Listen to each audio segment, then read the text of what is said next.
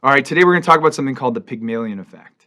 It started in the 1960s, or the initial research was done in the 1960s. I'll provide a link to the original peer-reviewed journal article as well.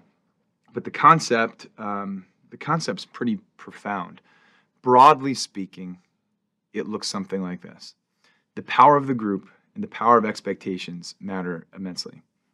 So, some folks ran a pretty in-depth and thorough experiment on students in a school. Here's how it looked. They gave an aptitude test to a host of students. Then they broke down those students into groups. Some of them were labeled as advanced, some of them not so much. But the advanced group is what we're going to focus on today. So they gave an aptitude test, and based on the results, they divided students up into these groups. The advanced students were all together in a classroom with teachers who knew that they were working with the advanced group. Now, the funny behind the scenes and important part of the study is that these were actually groups broken up randomly. So think about that. They gave an aptitude test, divided people up by ability, put all the advanced students in one class, told the teachers that here's your advanced group, let's go. Let them teach for a year, and then just watch what happened on the other side. That said, these are just a randomly assigned group of young people.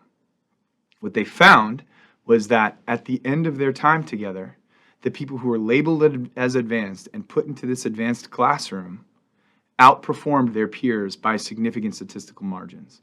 It was astounding. And what they ultimately unearthed was this idea that expectations matter immensely. It's not a mystical idea that if you just say you are advanced, you'll improve or perform at an advanced level. What they were shining a light on was this idea that, and you can imagine this playing out in real time, all these young people, number one, they were confident. They thought they had made the top group.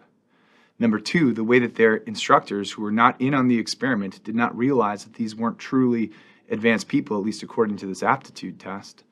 They were treating them like they were advanced students. So what were they doing? They were challenging them. They were supporting them.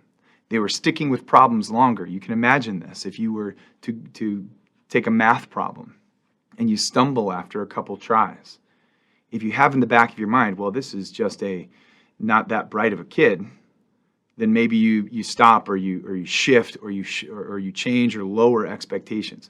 Well, since they thought they were all advanced, they would stick with problems longer.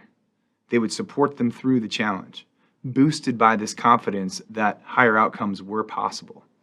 So what, again, does that point to? Well, there's a tangible impact of expectations, and there's absolutely power in the group. So not only was it a teacher-to-student impact, but these students were having high-caliber conversations.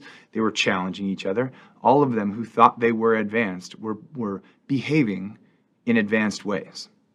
It's a special thing, and I know that I'm sure everyone out there has seen some version of this. I can't tell you how many times I've seen someone in the weight room attempting and failing at a max effort attempt, and say a back squat or a power clean or something like that.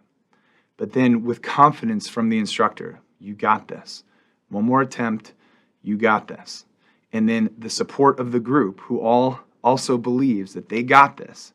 We've seen literal feats of strength just through that impact. So don't forget that these non-tangible ideas, like the Pygmalion Effect, are having a real and then tangible objective impact on performance.